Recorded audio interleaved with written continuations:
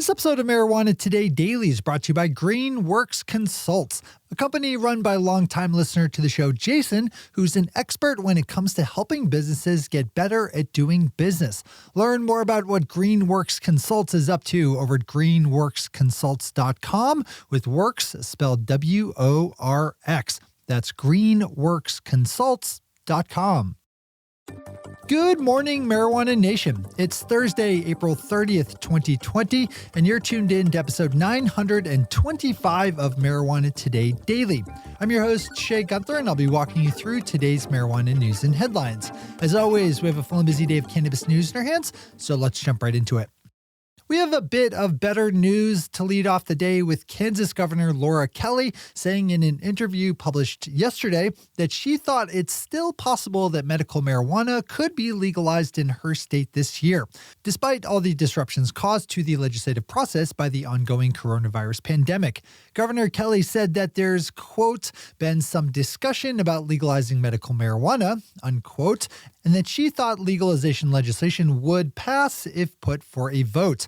Medical marijuana polls well in Kansas, as it does everywhere, and lawmakers are certainly keen to develop new lines of revenue, so who knows? Swing over to Kyle Yeager of Marijuana Moment, who has a good one here, along with embedded video of the governor's remarks.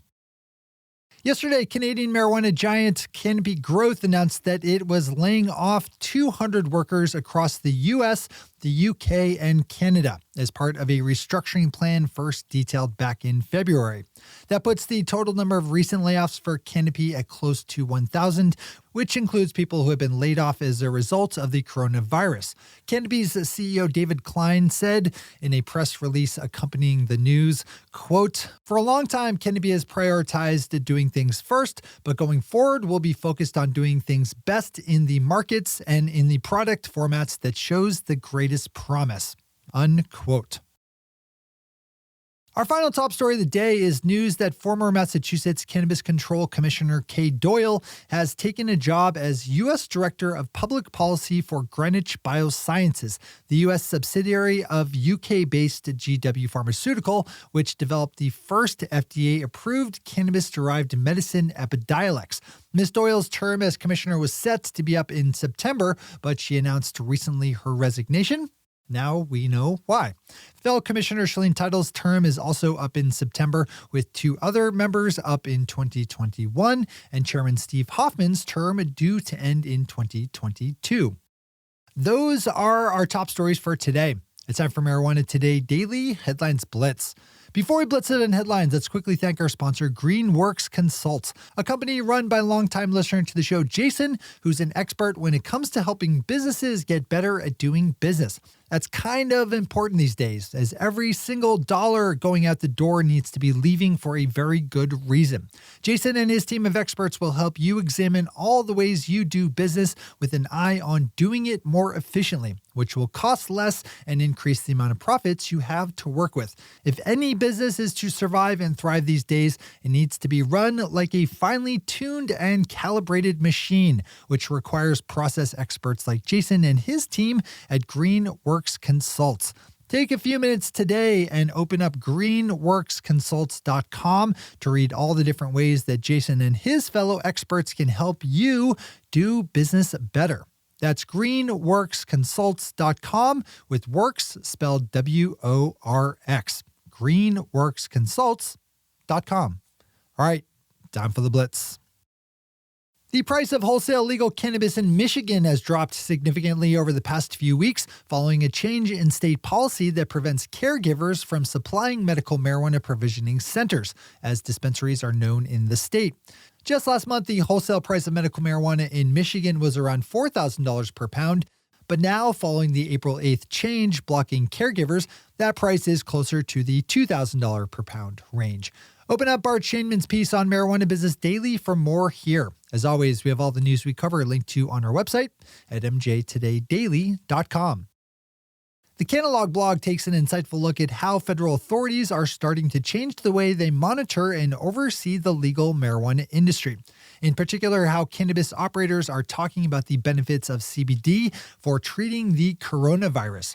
We've seen a number of instances over the past few years of the U.S. Food and Drug Administration issuing letters of warning to companies about overly bold general marketing claims for CBD products. But as the Canna blog has it, federal authorities are starting to use more serious enforcement mechanisms to rein in illegal marketing about the coronavirus. A good one to give a read to.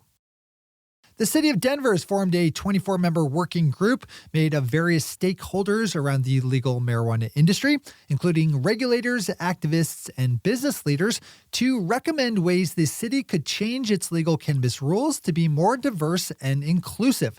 According to a study commissioned by the state in 2018, just under 80% of all marijuana license holders in Colorado were white, and just 1/3 were women. The new working group will hold a number of public hearings online in May and June, details for which you can find via Marijuana Business Daily.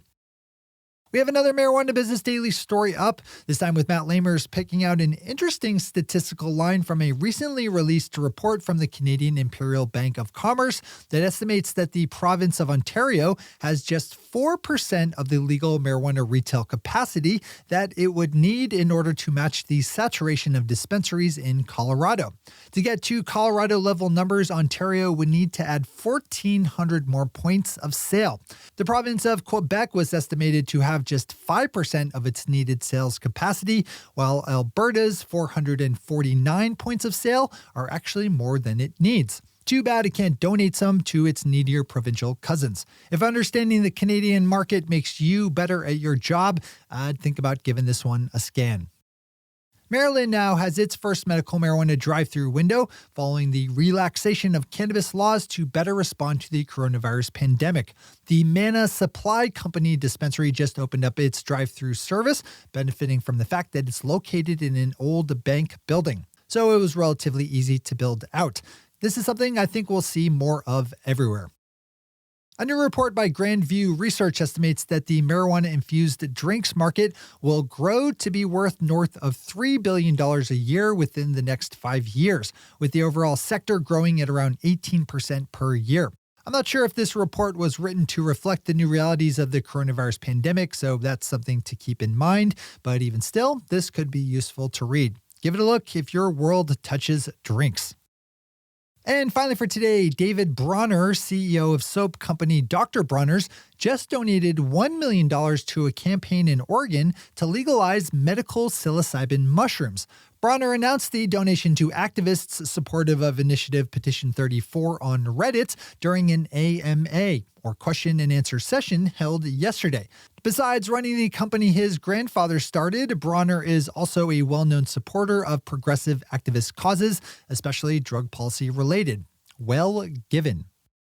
Those are the headlines and news for the day. I'll be back with you again tomorrow morning with another information-packed episode of Marijuana Today Daily. But in the meantime, if you have any stories to share or feedback to give, zip us an email to headlines@mjtodaydaily.com. And while you're clicking around the interwebs, swing over to our website at mjtodaydaily.com to find links to all the news we cover. Thanks to our sponsor, Greenworks Consults, and to our awesome patron listeners for the support that makes this show possible. To join the illustrious ranks of the patron listeners yourself, swing over to our website at mjtodaydaily.com and click on that big blue button at the top of the page that says Become a Patron.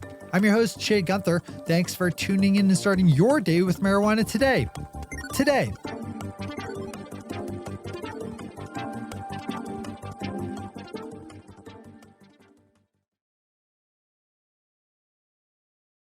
One take, Shay. One take.